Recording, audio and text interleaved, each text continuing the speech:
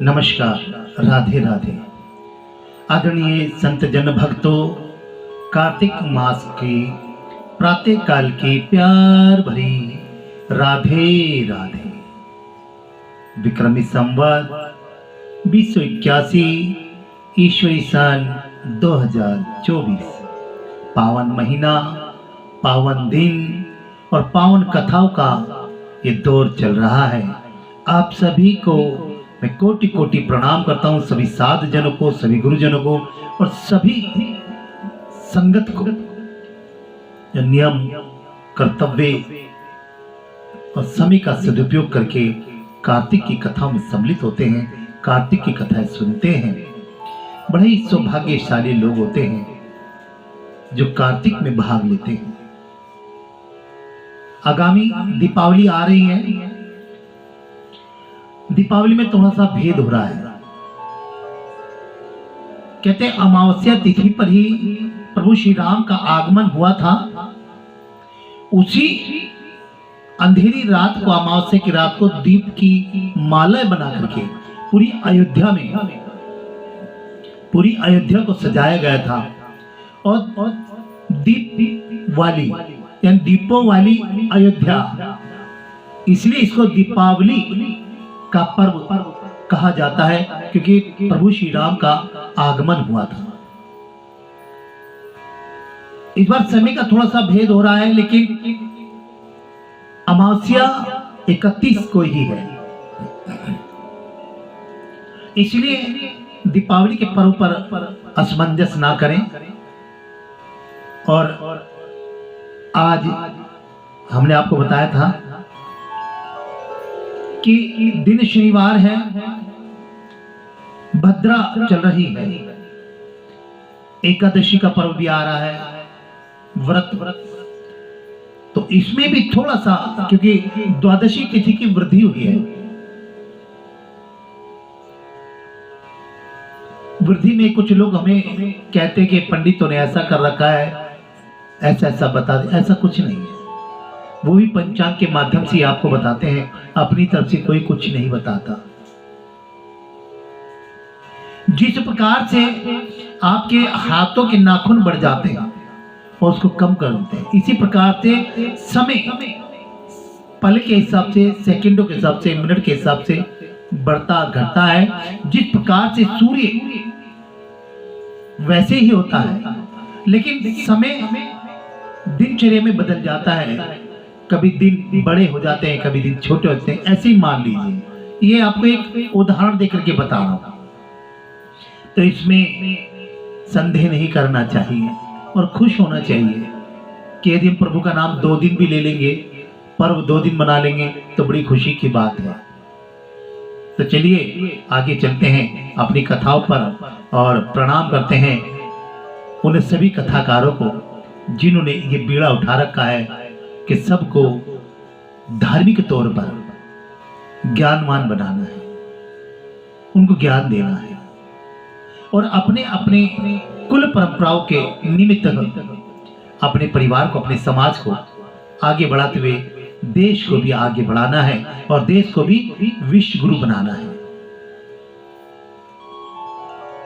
कार्तिक में भीष्म पंचक का आपने सुना। हम बड़े ही कम समय में और बड़े ही सुचारू रूप से हम कथा को लेकर चलते हैं। और हमारी जो कि पिछले दिनों में कथाएं गई हैं, उनका बड़ा श्रेय मिला है। अगर हमें एक संगत में से अगर एक व्यक्ति भी अगर हमें धन्यवाद करता है, तो हम समझते हैं कि वही एक परमात्मा जो अनेकों में है, उस एक कथा सुनने वाले श्रोता ने न जाने कितनों को कथाओं के बारे में बताया होगा। सालिग्राम शिला का पूजन की महिमा कार्तिक में बड़ी विशेष बताई गई है। सालिग्राम शिला में सदा चराचर प्राणियों सहित समस्त त्रिलोकी लीन रहती है। कार्तिक मास में जो सालिग्राम शिला के दर्शन करता है, उसे मस्तक झुकाता, स्नान कराता और उसका पूजन करता है, तो कोटि यज्ञों के समान पुण्य तथा कोटि गोदानों को का फल प्राप्त कर लेता है। सालिग्राम की महिमा है ये। ठाकुर जी को ही नहीं, ठाकुर जी के उस रूप को भी हमें उसी नित्य प्रतिदिन और प्रतिरूप देना चाहिए। उसको इस नित्य स्नान करा करके श्रृंगार रूप, तिलक और तुलसी अर्पण करनी चाहिए। कुछ एक ट्रेंड चल गया है ठाकुर जी को गोदी में बिठा करके घुमाने का। ये कहां तक सच है, कहां तक गलत है, इस विषय पे तो हम नहीं जाते, लेकिन हाँ ये बात जरूर बताते हैं कि प्रभु कभी गोदियों में घुमा नहीं करते, प्रभु हृदय में होते हैं। प्रभु मंत्रों में होते हैं, आपकी श्रद्धा में होते हैं। ये मानिए कि जिस वातावरण में आप जा रहे हैं वो स्वच्छ नहीं हो सकता, आपका शरीर भी स्वच्छ नहीं हो सकता। ना जाने कितने रोम छिंद्रों से पसीने की बदबू आती है, न जाने उस वस्त्र को कितनी बार आप झूठे हाथ लगा देते हैं। ये मानिएगा मेरी बात, ये सच है। जिस वातावरण में आप उनको लेकर के जा रही, क्या वो वातावरण उनके अनुकूल है? ये समझने की बात है। आपने टोकरी सजाई, उसमें बिठाया। मेरे तो गुरुजी ने कहा था कि इनको बच्चा बना लिए। क्या प्रभु कभी बच्चे हो सकते हैं? आपकी श्रद्धा को मैं ठेस नहीं पहुंचा रहा, लेकिन आपकी श्रद्धा ठीक है, लेकिन उस श्रद्धा के अंदर दिखावा वो वाजिब नहीं है। वो तो ईश्वर को भी बुरा लगता है। अगर मान के चले यशोदा ने भी अपने लल्ला को इतना नहीं घुमाया जितना आज की नारी घुमा रही है, जगह जगह लेकर के जा रही है। यशोदा से बड़ी यशोदा तो आप नहीं बन सकते, या नंद की बाबा की तरह तो आप नहीं बन सकते। ये बात समझने की है। स्वयं 7 वर्ष की उम्र में उन्होंने पूरा ब्रह्मांड दिखा दिया लोगों को। आपके अंदर कोई लालच हो, कोई स्वार्थ हो, वो एक अलग विषय है कि मेरे संतान नहीं हो रही, मेरे घर में खुशियां नहीं आ रही, मेरे घर में परेशानी, वो एक विषय अलग बात है। लेकिन मेरे ठाकुर जी तो जहां हैं वो सबके हृदय में है। आप उनके रूप श्रृंगार कीजिए, उनको नए नए वस्त्र दीजिए, नए नए अलंकार दीजिए। ये बड़ी अच्छी बात है, खुशी की बात है। जिन्होंने हमें सब कुछ दिया, अगर उसमें से हम थोड़ा सा उनको दे दें तो कोई बड़ी बात नहीं, क्योंकि दिया हुआ ही तो दे रहे हैं। जब हम पैदा हुए तो हमारे पास कुछ भी नहीं था, और आज हम इतने बड़े हो गए तो ईश्वर की कृपा है, उस ठाकुर की कृपा है हमारे पास, उस राधा रानी की बड़ी अनुकंपा है। तो इसी प्रकार से सालिग्राम है, वही तो सालिग्राम ठाकुर जी है। अभी आगे आगे जब सुनेंगे तो आपको पता चलेगा। महादेव जी अपने पुत्र कार्तिकेय जी से कहते हैं, बेटा जो पुरुष सदा भगवान विष्णु की सालिग्राम शिला का चरण अमृत पान करता है, बड़ी सुनने वाली बात है। स्वयं महादेव कह रहे हैं कार्तिकेय से कि उनके चरणों का पान करता है, उसके गर्भवास के भयंकर कष्ट का नाश हो जाता है। पता है ना कितना कष्ट होता है? 9 मास तक वो जीव काल कोठरी गर्भ रूपी नरक में पड़ा रहता है, वो नष्ट हो जाते हैं। जो मनुष्य प्रतिदिन सालिग्राम शिला का पूजन करता है, उसे ना तो यमराज का भय होता है और ना मरने और जन्म लेने का ही। भगवान स्वयं बताते हैं कि करोड़ों कमल पुष्पों से मेरी पूजा का जो फल होता है वह सालिग्राम शिला के पूजन से प्राप्त हो जाता है। बोलिए राधे राधे।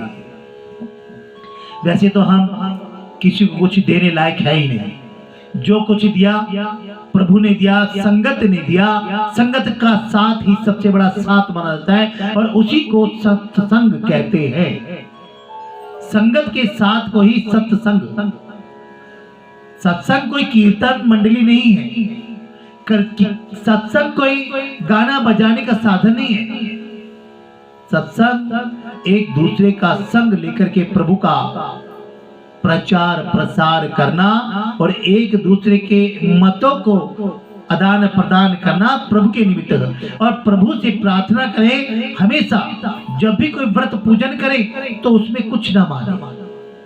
वो जानते हैं क्या ठाकुर जी को जो लेके आप घूमते हैं, क्या उन्हें नहीं पता कि कितनी दुखी है? क्या उन्हें नहीं पता ये संतान प्राप्ति के लिए मुझे बेटा बना रही है? जिसका सारा संसार बेटा है, समझने की बात है, जो पूरे संसार का तारनहार है, वो तो हमारे साथ हमारे मन को बहलाने के लिए अनेक रूप ले लेते हैं। वो बालक बन जाते हैं, वो भाई बन जाते हैं, वो मित्र बन जाते हैं। यही तो गीता में और रामायण में दर्शाया है। और प्रभु श्री वाल्मीकि ने जो रामायण में रचा है, वही जो द्वापर में आना था वो त्रेता में आकर के दर्शा दिया। कोटि कोटि प्रणाम करते हैं वेद व्यास जी को, जिनके नाम से सभी व्यास गद्दी पर बैठते हैं। उनके श्री चरणों को नमन करते हुए, उनके चरणों की रज को माथे से लगाते हुए,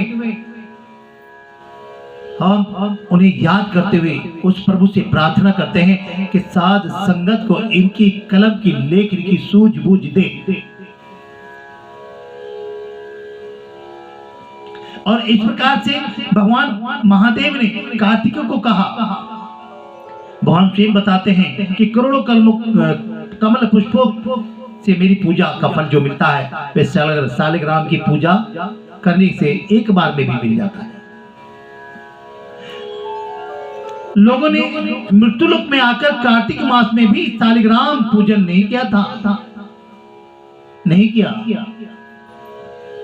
वह मुझसे द्वेष करने वाले प्राणी हैं जो सालिग्राम की पूजा नहीं करते।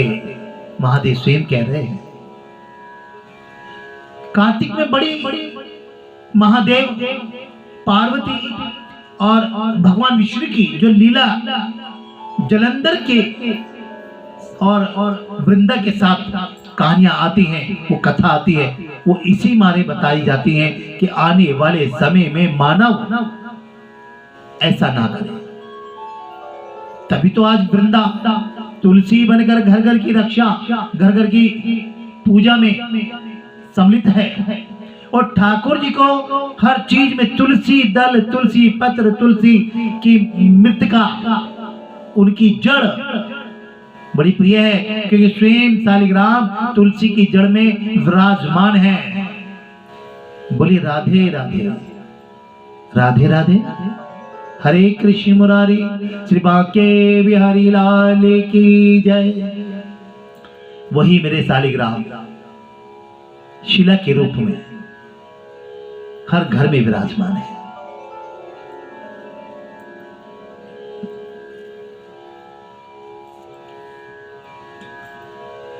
उन्हें तब तक के लिए नरक में रहना पड़ता है जब तक कि 14 इंद्रों की आयु समाप्त नहीं हो जाती। क्या दोष है? आजकल तो 14 मिनट बिताने मुश्किल होते हैं बीमारी के, और हम फिर भी भगवान की शरण में जाते हैं। हे प्रभु, ये रोग बीमारी कहां से लग गई? ये मान लीजिए कि जो भी समय आया है वो उसकी मर्जी से आया है।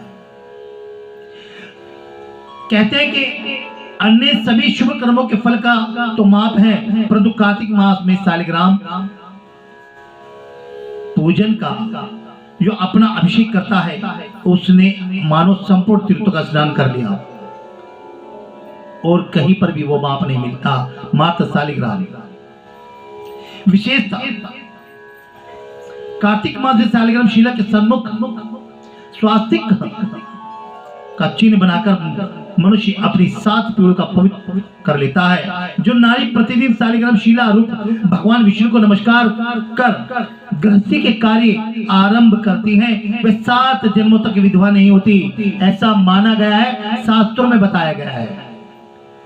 सदा सुहागन के रूप में प्रतिष्ठित रहने के लिए वह पूजन बड़े ही महत्व का है। अब यहाँ पर ये जो बात आई है वो सिर्फ इसलिए आई है, कहते जो नारी पति से पहले जाती है वो फल उसको बड़ा शुभ माना गया है। इसलिए शालिग्राम पूजन करने पर उसको ये दोष नहीं लगता, वो संसार से जब जाती है, जब अपने पूर्ण रूप से कार्य करके अपने परिवार को संतुष्ट कर देती है। ये बड़ी सौभाग्य की बात मानी जाती है नारी जाति के लिए, और वो शालिग्राम से ही निकलती है, क्योंकि शालिग्राम वृंदा की जो कहानी है वो नारी जाति पर ही आधारित है, और हर नारी को ये कथा अवश्य सुननी चाहिए और समझनी चाहिए, और एक दूसरे को भी आदान प्रदान करनी चाहिए।